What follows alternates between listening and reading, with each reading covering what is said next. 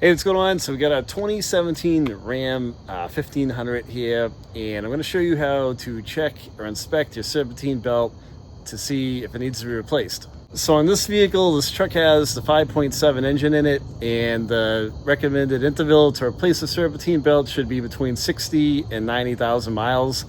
And I think this truck's got a little more than that on it. So what I like to do is I like to inspect my serpentine belt every time I change the oil. This one's actually really easy to look at, which is kind of nice. You know, I change the oil every 7,500, so this belt's kind of staring you in the face right here. So you want to look at the ribbed side of the belt, and this one has no cracks in it. It looks really good, it's still in good shape.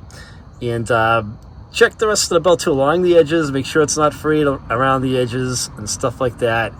Because if it is, if it's missing any pieces, or if it's frayed, you know, you're going to want to replace the belt. And if it is frayed, look for something on the pulleys, like a piece of metal that could be fraying it, or something out of alignment. You know, kind of give it a once over to see what's causing a problem, and it's not just an old belt that's falling apart on you.